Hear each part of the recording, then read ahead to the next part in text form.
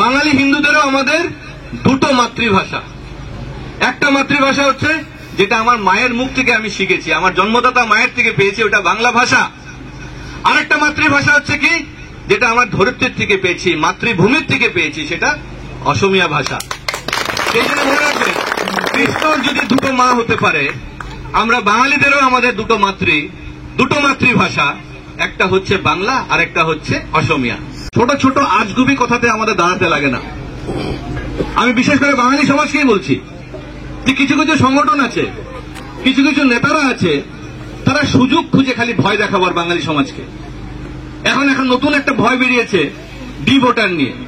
কি বলছে যে ডি ভোটারটা আগে দিয়েছিল যে বাঙালি হিন্দুদের নাম ডি ভোটারে থাকবে না, আর এখন হঠাৎ আবার গভর্নমেন্ট বলছে না না, বাঙালি হিন্দুর যেটা বলা হয়েছিল এটাকে আমরা এখন রাখতে পারবো না, যে নোটিফিকেশনটা।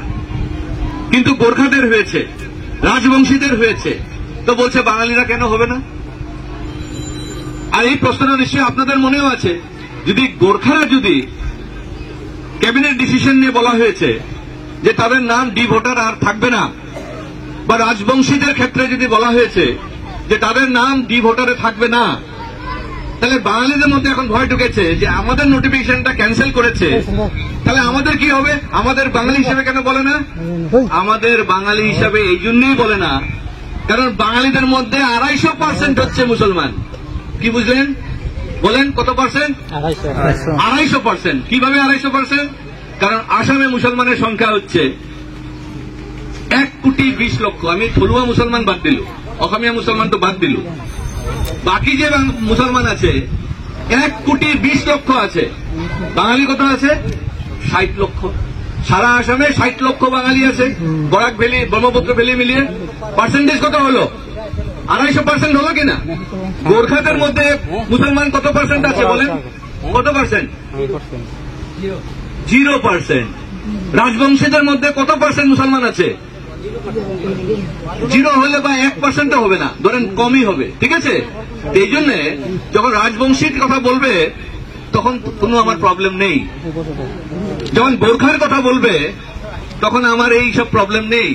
কিন্তু বাঙালিকে বললে 250% মুসলমান তার ফায়দা নিয়ে যাবে। তো বাঙালি হিন্দুরা আমরা কি দেশভক্তি করি না দেশের সাথে গাদ্দারি করি? বলেন। আমরা দেশভক্তি করি। আমরা 2-5 জনকে বাঁচাতে গিয়ে আমরা 250% বাংলাদেশি মূলের মুসলমানদেরকে কি আমরা নাগরিকতা দিয়ে দিব নাকি? আমরা ডি ভোটার মুক্ত করে দেব নাকি? বলেন।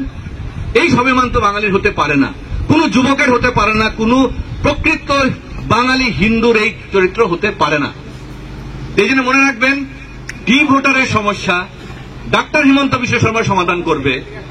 একজন লোককেও না নিজের মাটি ছাড়তে হবে, না নিজের দেশ ছাড়তে হবে, এটা মনে রাখবেন। অশান্তিতে ভুগবেন না। হিন্দুর জন্ম কোথায় হয়েছে? হিন্দুর জন্ম কি আরবে হয়েছে? হিন্দুর জন্ম তো আরবে হয়েছে। আরবে কার জন্ম হয়েছে? তা অধিকারটা কার বেশি? খ্রিস্টানের ধর্ম কোথায় হয়েছে? জেরুজালেমে হয়েছে, ভারতবর্ষে হয়নি। ভারতবর্ষে কোন কোন ধর্মের জন্ম হয়েছে বলেন? ভারতবর্ষে জন্ম হয়েছে সনাতনী ধর্মের জন্ম হয়েছে। ভারতবর্ষে কার জন্ম হয়েছে? জৈন ধর্ম হয়েছে। ভারতবর্ষে কার জন্ম হয়েছে?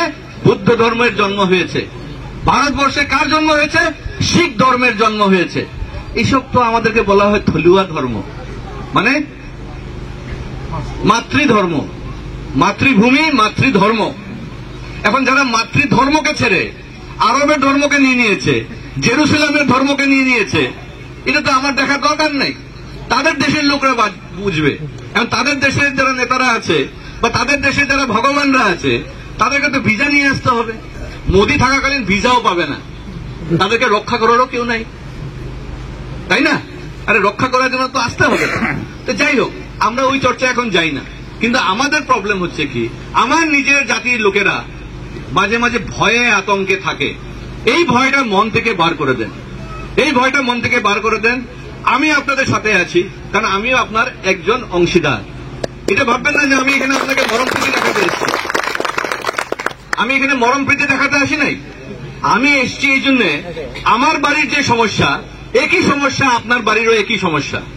আর ওই জন্য আমি এখানে এসেছি তাই বলি, আমি যেরকম ভয় করি না, আপনারও ভয় করার কোনো প্রয়োজন নেই, কোনো প্রয়োজন নেই। সেই জন্য এই কথাগুলোকে রাখবেন। আর একটা কথা মনে রাখবেন, যত মত তত পথে চলবেন না। যত মত তত পথে চললে রাজনীতিতে অসুবিধা হয়। ধর্মের ক্ষেত্রে আলাদা। রামকৃষ্ণ পরমহংস কি বলেছেন? যত মত তত পথ। সেটা ভগবানকে দর্শন পাওয়ার জন্য। আপনি এই মতে গেলেও ভগবান পাবেন, ওই পথে গেলেও ভগবান পাবেন।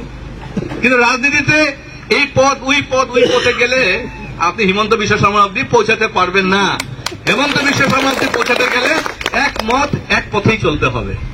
এই কথাগুলো মনে রাখবেন আপনারা, তাহলে কোনোদিনও অসুবিধা হবে না। আর কেউ ভয় খাবেন না, কেউ ভয় খাবেন না। এটা ভারতবর্ষ, এটা ভারতবর্ষ, এটা মনে রাখবেন। বাঙালি পরিষদ সভাপতি এখানে আজকে এসছেন। বাঙালি পরিষদ হয়ে আমাকে দু একটা কথা বলতে বলা হয়েছিল, কারণ আমি বাঙালি পরিষদ আসামের মুখ্য উপদেষ্টা। এটার মূল মন্ত্র হচ্ছে, আমরা বলি যে বাঙালি পরিষদ কেন করা হচ্ছে।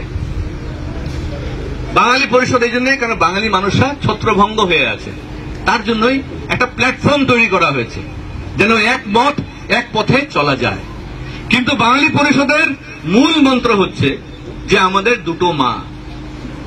দিদিরা, কৃষ্ণর কয় মা ছিল? কৃষ্ণর কয় মা? দুই মা। একজন জন্মদাতা মা, একজন পালিত মা। জন্মদাতা মায়ের নাম কি? দৈবকী। আর পালিত মায়ের নাম যশোদা। সেইভাবে বাঙালি হিন্দুদেরও আমাদের দুটো মাতৃভাষা। একটা মাতৃভাষা হচ্ছে যেটা আমার মায়ের মুখ থেকে আমি শিখেছি, আমার জন্মদাতা মায়ের থেকে পেয়েছি, ওটা বাংলা ভাষা। আরেকটা মাতৃভাষা হচ্ছে কি, যেটা আমার ধরিত্রীর থেকে পেয়েছি, মাতৃভূমির থেকে পেয়েছি, সেটা অসমীয়া ভাষা। সেই জন্য মনে রাখবেন, কৃষ্ণর যদি দুটো মা হতে পারে, আমরা বাঙালিদেরও আমাদের দুটো মাতৃভাষা। একটা হচ্ছে বাংলা আর একটা হচ্ছে অসমীয়া। আর দুটো ভাষাকে আমাদের এক স্তরে আদর করতে হবে। বরঞ্চ কৃষ্ণ তো যশোদাকেই বেশি পেয়েছে। জন্মদাতা মার থেকে যশোদার সাথেই সারা জীবন কাটিয়ে গেছে। এই জন্য আমাদের এই মাতৃভূমিতে জন্ম, এই মাতৃভূমিতেই আমাদের মৃত্যু। এই মাতৃর জন্যই আমাদের সবকিছু উৎসর্গ করতে হবে। এই জন্য বৃহত্তর অসমীয়া সমাজের আমরা একটা অংশীদার, একসাথে মিলে মিশে কাজ করতে হবে। আর তাহলে তারা কেউ সাহস করবে না।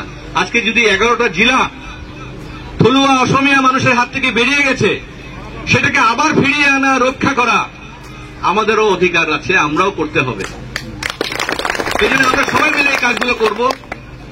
খালি মনের জোর রাখবেন, ভয় পাবেন না। কালকে নোটিশ আসতে পারে, হয়তো আজকে আমি কথা বলে যাচ্ছি, কালকে বাড়িতে নোটিশ আসবে, হয়তো ডি ভোটারের নোটিশ। ভয় করার কিচ্ছু নেই। নোটিশ আসছে, কি আছে? নোটিশগুলো আমাকে দিয়ে দিবেন। এখানে বাঙালি পরিষদে যারা দায়িত্ব নিয়েছেন, আমাদের প্রেসিডেন্ট এবং সেক্রেটারি, বিমলবাবু কই? কোন ডি ভোটারের যদি নোটিশ আসে, আমাকে সঙ্গে সঙ্গে জানাবে। কোন ধরনের নাগরিকতার ব্যাপার নিয়ে কিছু আসে, আমাকে জানাবে। আমি সঙ্গে সঙ্গে আমাদের মুখ্যমন্ত্রী মহাশয়কে বলবো। কারণ এখানে 1971 পরে কেউ আসেনি, কেউ বাংলাদেশ থেকে আসেনি। যারা দু একজন আছে, তারা ইস্ট পাকিস্তান থেকে আসছিল।